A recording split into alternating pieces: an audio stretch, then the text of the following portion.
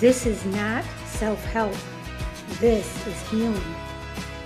Body, nervous system, wholeness. Energy medicine, Ayurveda-inspired living, herbal wisdom. Learn, heal, and be together. Wholeness isn't fixing, it's integrating. Evolve Global 22's Healing Light Studio. Understanding begins here. Healing happens here. Wholeness lives within you. Hello, good evening, everybody. Welcome back. This week, we are moving carefully and intentionally through the subject of connection. On Monday, we asked, what is connection really? On Tuesday, we explored, why does connection feel hard? And tonight, my friends, we are going deeper into a distinction that can be incredibly healing: connection versus attachment. These two can feel very similar on the surface, but they are not the same. And many people have never been taught the difference. Sometimes what we call connection is actually fear. Sometimes what we call love is actually dependency. Sometimes what we call closeness is actually anxiety, control, or over-identification. So tonight, my friends, I want us to slow down and talk about the difference. Not to judge ourselves, not to label ourselves, but to become more honest and more free. Because healing is not about just having people in your life. It is about learning how to be with the people in a way that does not require self-loss. Attachment says, I need this in order to feel okay.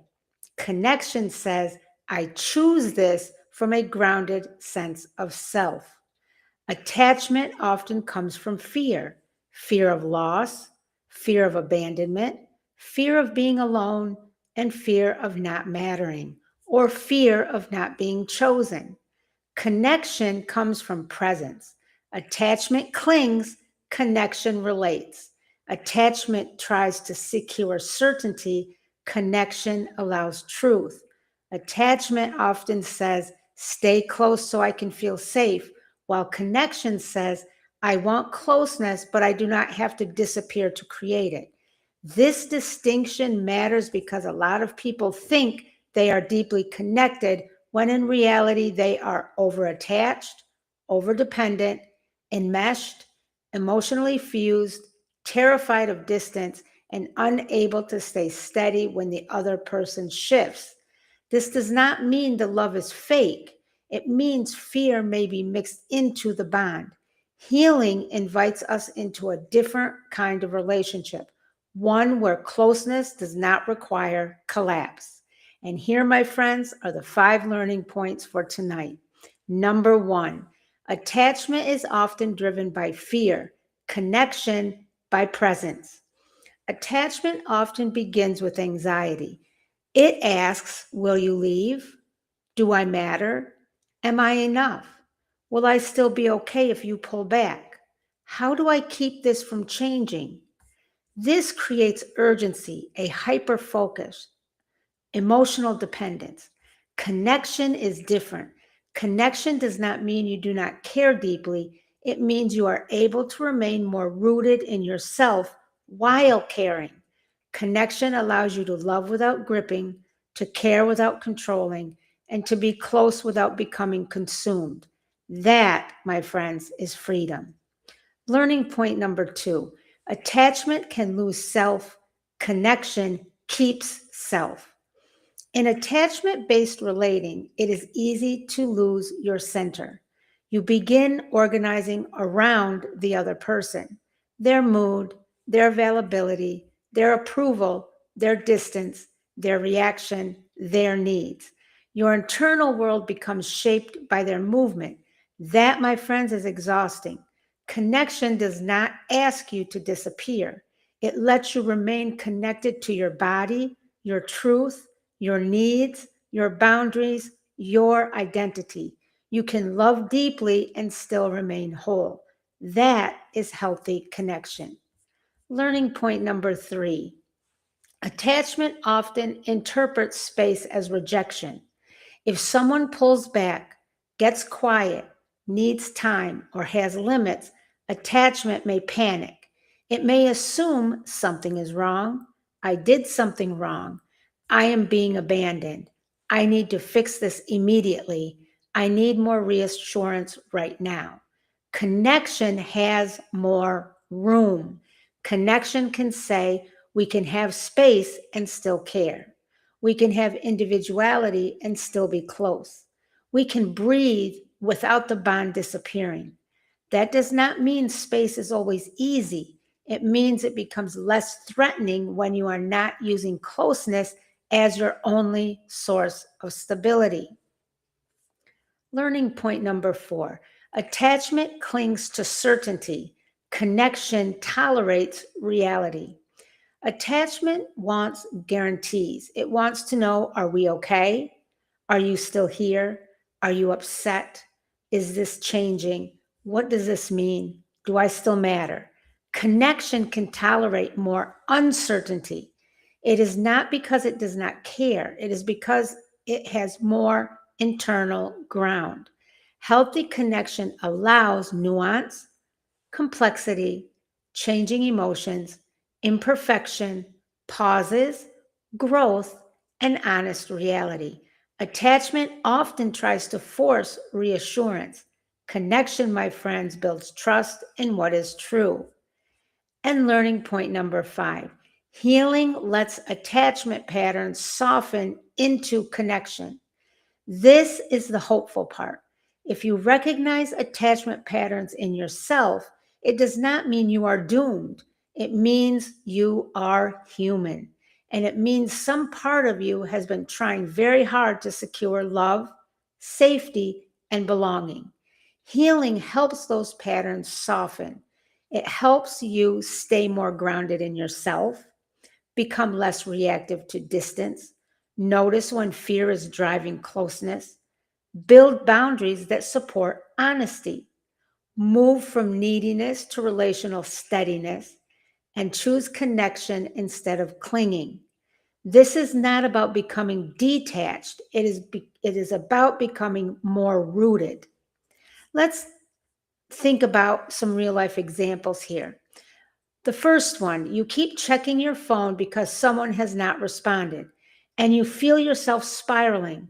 This may be attachment activated by uncertainty. The next example, you feel responsible for someone else's emotional state and cannot relax unless they are okay. That may be attachment through over-identification. Example number 3, you are close to someone, but you still know who you are, what you feel, and what you need. That is more aligned with connection.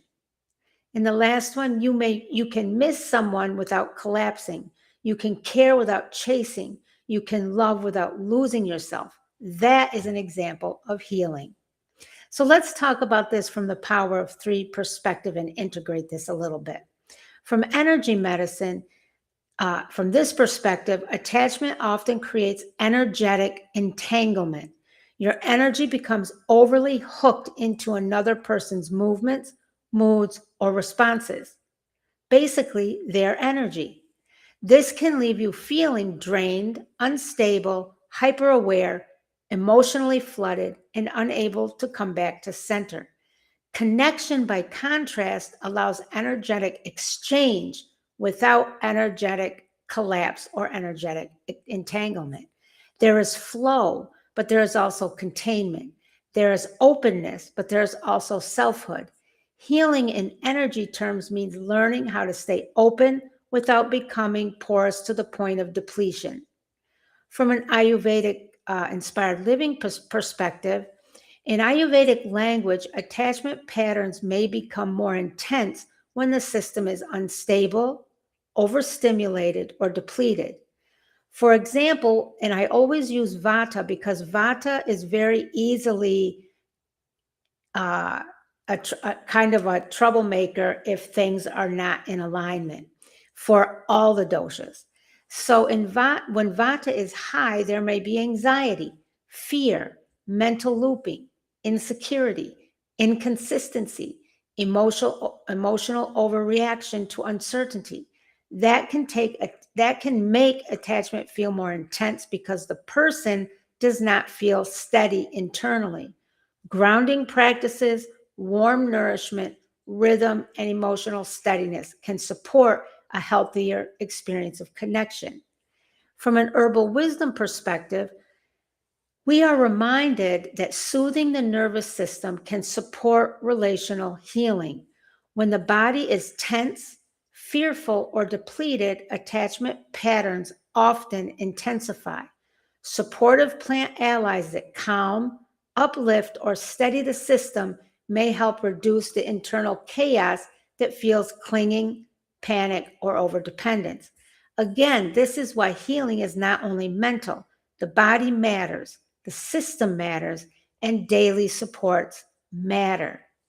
Tonight, for our essential oil spotlight, we have, and I want to share my screen with you. Whoops. We have wild orange. Such a beautiful, lovely oil. So tonight's spotlight is wild orange. Wild orange is often appreciated for its uplifting, brightening, and emotionally encouraging qualities. The benefits of wild orange are it uplifts mood, energizes in a gentle way. It can support a sense of brightness and warmth. It helps create a more open emotional atmosphere. It's often used when someone feels heavy, flat, or closed in.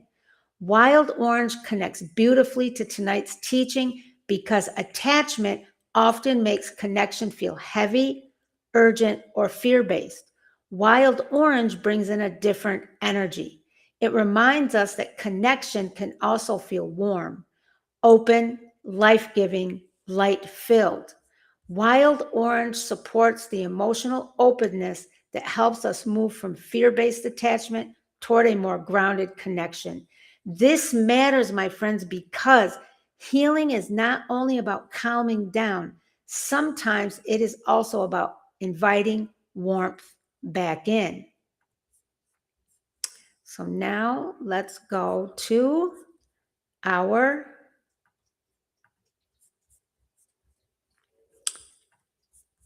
functional support spotlight. And that, my friends, is right here. Give me a second. Forgive me. There we go. So Agara Cafe and Matcha Agara. Tonight's Agara Cafe and Matcha Agara connection is about steadiness and emotional clarity. When attachment patterns are active, many people feel mentally preoccupied, emotionally reactive, unable to focus, physically tense, pulled into overthinking. That can affect everyday life in a real way. Agara Cafe and Matcha Agara can fit here as supportive rituals that help bring more clarity, more focus, more consistency, more calm engagement with the day. That kind of support can matter because it helps create a little more internal room. And internal room helps people respond more intentionally rather than reactively. The more supported and steady your daily system feels, the easier it becomes to move from gripping into grounding presence. And now, as always, my friends, we have our now what has become our 6 reflection journal questions. Number 1, do I tend to connect from presence or from fear? Number 2, what happens inside me when someone needs space? Number 3, do I lose myself in closeness? Number 4, how much of my emotional state depends on someone else's behavior? Number 5, what would more grounded connection look like for me?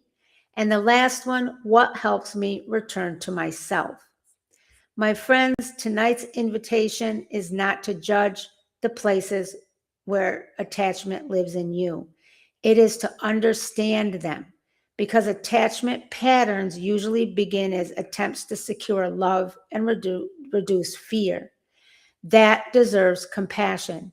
But healing invites us towards something deeper, connection that does not require collapse, love that does not require losing self, closeness that can breathe. That is what we are growing into.